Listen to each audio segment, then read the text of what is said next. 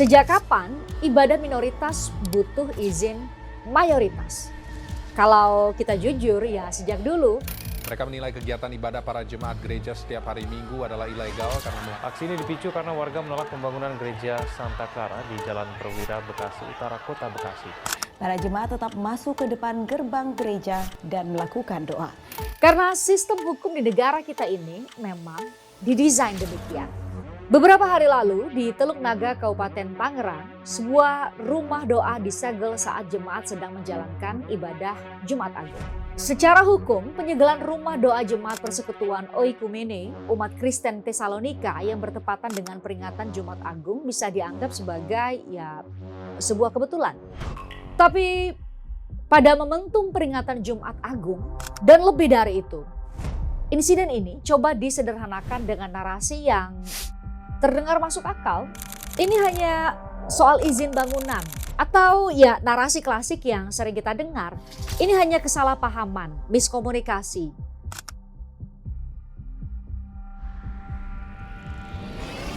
Padahal kalau kita mau jujur, ini bukan sekadar soal izin dan juga bukan sekadar salah paham. Dan pertanyaannya sekarang bukan lagi soal siapa salah, siapa benar. Tapi soal apakah negara sedang menegakkan hukum atau sedang mengelola tekanan sosial. Karena kalau ini hanya soal izin, kenapa polanya selalu sama? Izin mendirikan rumah ibadah sulit didapat, ibadah tetap berjalan, penolakan muncul, negara masuk, aktivitas ibadah pun dipaksa untuk dihentikan. Ini bukan insiden, ini pola. Dan di episode ini kita bongkar bagaimana negara yang seharusnya berdiri di atas semua kelompok dan golongan justru menjadi pelaku diskriminasi berbalut syarat administrasi.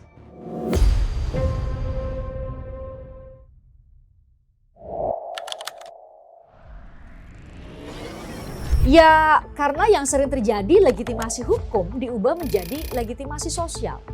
Rumah doa Jemaat Persekutuan Oikumene umat Kristen Tesalonika disegel saat ibadah sedang berlangsung. Pada 3 April 2026 lalu, Satpol PP Kabupaten Tangerang memasang stiker segel karena bangunan yang digunakan belum memiliki persetujuan bangunan gedung atau PBG. Pada stiker tertulis bangunan, kegiatan, tempat usaha ini disegel melanggar Perda 13 tahun 2022 tentang penyelenggaraan ketentraman dan ketertiban umum serta perlindungan masyarakat. Kita perlu pahami dulu apa itu PBG. PBG adalah persetujuan bangunan gedung pengganti IMB, izin mendirikan bangunan.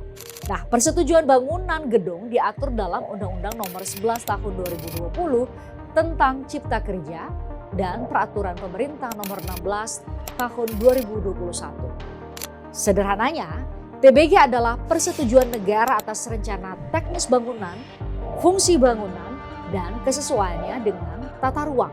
Untuk mendapatkan PBG, pemohon harus memenuhi kesesuaian kegiatan pemanfaatan ruang, dokumen rencana teknis yaitu soal arsitektur, struktur, dan utilitas, serta bukti kepemilikan atas penguasaan tanah, termasuk penetapan fungsi bangunan.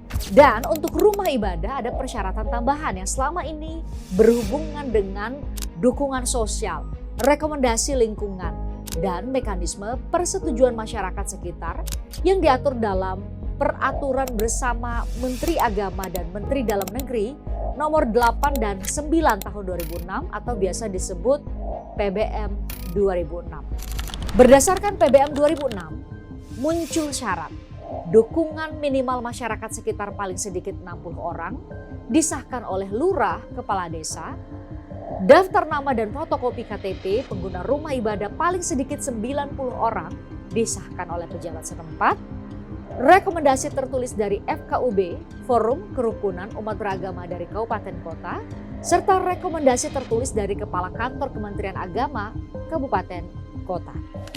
Jadi, jika gedung yang digunakan sebagai rumah doa Jemaat Persekutuan Oikumene umat Kristen Tesalonika disegel karena belum memiliki PBG, kenapa harus dilakukan di saat ibadah berlangsung?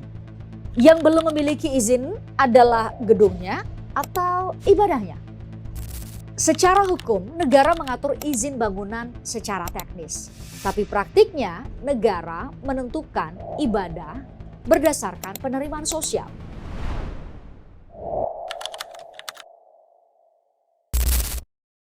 Kita lihat faktanya. Rumah Doa Jemaat Persekutuan Okumene, umat Kristen Tesalonika adalah sebuah kantor yayasan yang digunakan sejak lama. Pihak pengurus menyatakan mereka sudah mengajukan izin sejak Juni 2023. Artinya proses administrasi sudah berjalan, permohonan sudah masuk, tapi hingga terjadinya penyegelan, izin itu tak kunjung terbit. Nah, kalau memang masalahnya adalah izin, maka pertanyaannya sederhana. Kenapa penindakan tidak dilakukan sejak awal? Kenapa tidak di saat kantor yayasan mulai digunakan sebagai rumah doa? Kenapa sekarang? Poin ini terlalu jelas untuk dianggap kebetulan. Dan ini bukan hanya terjadi di Teluk Naga. Pola yang sama berulang di banyak tempat. Negara bertindak bukan karena baru menemukan pelanggaran, tapi karena muncul tekanan. Lantas pertanyaannya, siapa yang sebenarnya menentukan keputusan menyegel rumah doa Jemaat Persekutuan Okumene umat Kristen Tesalonika? Secara formal ya negara, tapi dalam praktik arah keputusannya didorong oleh tekanan sosial. Dan disinilah letak masalahnya. Hukum tidak lagi menjadi dasar, hukum menjadi alasan. Ini yang harus kita sadari, karena dalam situasi ini kelompok mayoritas di sekitar rumah doa tersebut tidak perlu punya kewenangan resmi, mereka tidak perlu punya jabatan, cukup punya tekanan. Dan tekanan itu cukup untuk menggerakkan aparat negara.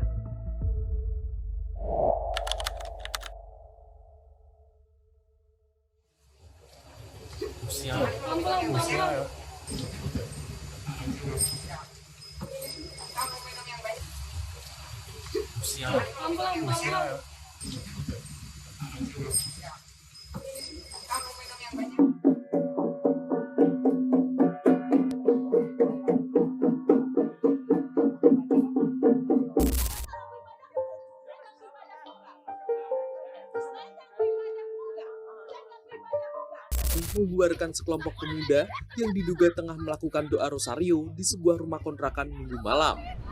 Setiap kali terjadi pembubaran, penggerebekan, atau apapun lah istilahnya terhadap tempat ibadah kelompok minoritas, maka tiap kali itu pula para pejabat negara yang berwenang akan dengan mudah menyampaikan narasi-narasi yang ya terdengar menenangkan. Ada yang bilang ini hanya miskomunikasi, ini hanya kesalahpahaman, kita harus menjaga kerukunan. Tapi pertanyaannya, solusinya apa? Setelah pernyataan-pernyataan yang seolah menyejukkan itu selesai, masalahnya tetap ada. Ibadah tetap terhambat, izin tetap tidak terbit, konflik tetap menggantung, dan akhirnya kasus yang sama ya muncul lagi di tempat lain. Maka kita harus berani bilang, negara tidak pernah menyelesaikan konflik antar umat beragama. Negara hanya meredam konflik. Ada perbedaan mendasar. Menyelesaikan artinya menutup masalah sampai ke akar-akarnya, memberi solusi permanen atau minimal dapat mencegah konflik serupa terjadi lagi. Sementara meredam artinya sekadar memastikan emosi sebagian pihak tidak meledak. Sementara pihak yang lain cukup diminta bersabar. Dan yang berteriak lantang menuntut solusi dari pemerintah bisa langsung dicap provokator, memperkeruh suasana dan bla bla bla bla bla bla bla bla. Padahal semua narasi itu hanyalah pengalihan dari ketidakmampuan negara menyelesaikan konflik antar umat beragama seperti ini. Syarat administrasi justru jadi instrumen diskriminasi kelompok minoritas dalam mendapat hak asasinya untuk beribadah sesuai dengan agama dan kepercayaannya. Kalau syaratnya adalah harus ada dukungan warga sekitar, harus ada rekomendasi dari sejumlah pihak, harus ada penerimaan sosial, maka ya lagi-lagi dengan kata lain untuk bisa beribadah secara layak, seseorang tidak hanya harus memenuhi aturan negara. Ia juga harus mendapat izin dari semua orang yang ada di sekitar lingkungannya.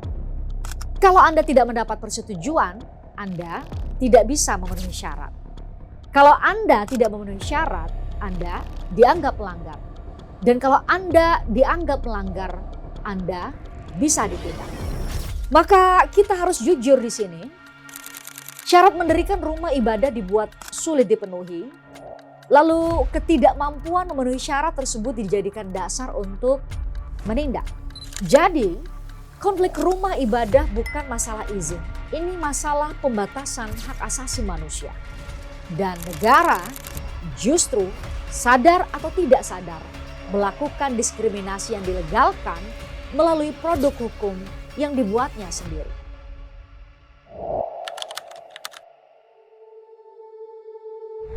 Pasal 29 ayat 2 Undang-Undang Dasar Negara Republik Indonesia menyatakan negara menjamin kemerdekaan tiap-tiap penduduk untuk memeluk agamanya masing-masing dan untuk beribadat menurut agamanya dan kepercayaannya itu. Artinya secara konstitusi beribadah adalah hak asasi, tapi secara praktik menjadi persoalan izin administratif. Ini bukan sekadar ketidaksempurnaan sistem, ini adalah kontradiksi antara nilai dan cara kita bernegara. Kenapa? Karena negara menggeser isu dari kebebasan beragama menjadi sekadar urusan perizinan. Dan ketika isu sudah digeser, maka negara juga bisa lepas tangan dari tanggung jawab memenuhi hak asasi setiap warga negara. Sekali lagi, setiap warga negara, siapapun dia, dari kelompok agama mayoritas maupun minoritas. Dan pola cara negara merespons inilah yang selalu berulang pula setiap kali konflik antar umat beragama terjadi. Negara selalu dihadapkan pada dua pilihan. Membela hak minoritas maka terjadi konflik terbuka, menghentikan ibadah maka situasi lebih cepat mereda. Dan dalam banyak kasus negara memilih stabilitas jangka pendek. Bukan karena tidak tahu, bukan karena tidak mampu, tapi karena itu adalah pilihan yang paling aman. Akibatnya, konflik tidak pernah selesai. Hanya diredam, ditunda, dipindahkan, dan akhirnya muncul lagi di tempat lain. Maka kita sampai pada pertanyaan terakhir. Jika cara negara merespons konflik antar umat beragama bertentangan dengan konstitusi, lantas kenapa terus dilakukan? Semuanya ada